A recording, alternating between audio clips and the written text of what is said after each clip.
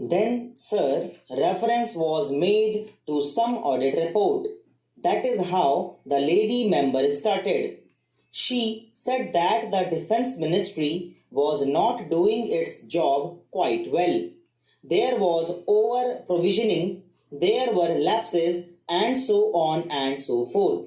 She also said that the money which could have been spent for very many beneficial projects was locked up in the defense estimates and was ultimately given back.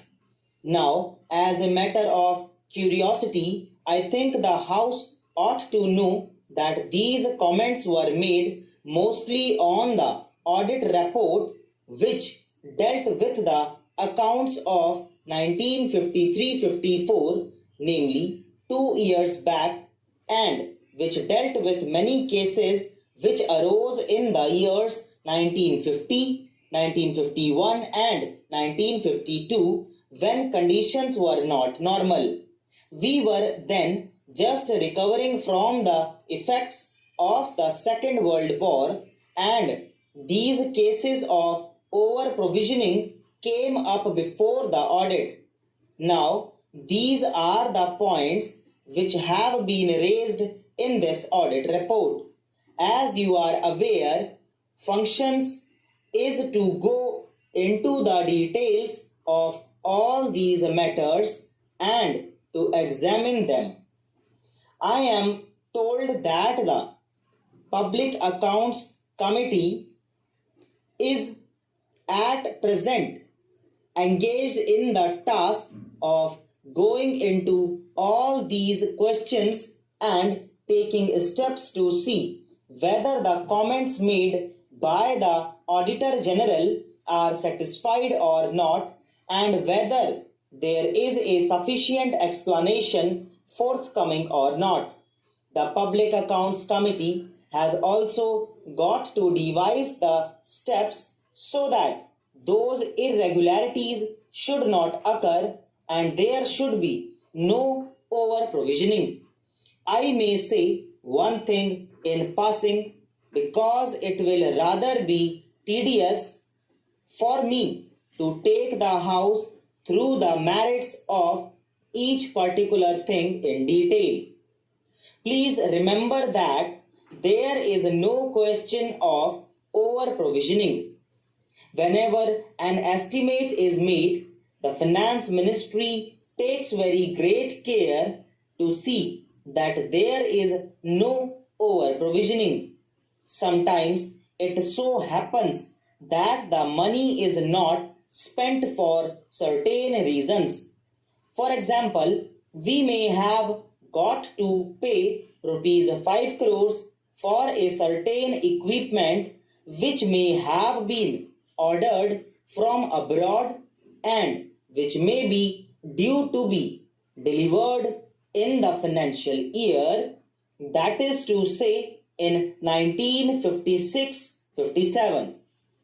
But when the dates of deliveries approach, the contractors or the suppliers may ask for a little extension of time, and the result is that instead of the goods being delivered by March 1957, they may be delivered in May 1957 or in July 1957. This may result in the money being held back. Now, such things do happen, but that does not indicate any lapse on our part or any mistake on our part. Similarly, sometimes it happens like this. In the beginning, say in October 1955, we find that something is necessary and we hope that the whole process of placing the contract and providing funds and everything else will be gone through and we will be able to get the deliveries by the end of the year. But negotiations take a lot of time. The contract is signed much later than we had imagined it could be signed, and the result is that the goods are not forthcoming by the end of the year and the money is held back. So that may occur, but that does not indicate any fault or any deliberate over provisioning on the part of the Defense Ministry. It would be stupid to do so. Why should we do so? There is no motive for that. My honorable friend referred particularly to one item of rupees 2 crores recoverable from the central ministries and the state governments. Now, I went into all the details and I found that most of this money was under recovery from the central government and the state governments. It pertained to certain buildings and other premises which had been rented out to the state governments for rehabilitation purposes and some other purposes, but the rents had not been realized. This amount of rupees 2 crores represents the rents to be realized. Now, I submit, sir, that the House should take this assurance from me that we are most anxious to prepare our estimates as accurately as possible, and on the basis that the money estimated should be spent. In the Defense Ministry, we have got a financial advisor who keeps a strict watch over these things. My honorable friend said that we were spending 50%. As a matter of exactitude, that is not quite correct.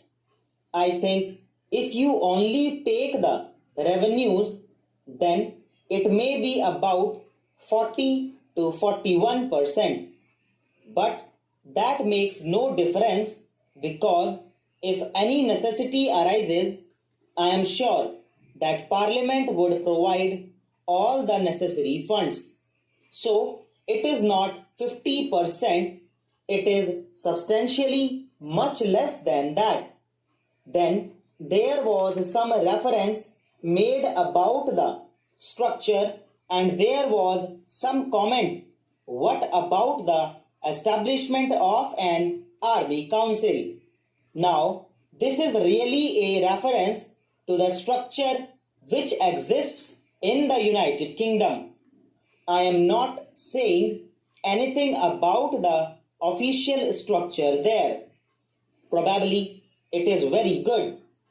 But so far as we in India are concerned, we went into this matter and we came to the conclusion that our existing structure performed really the same functions.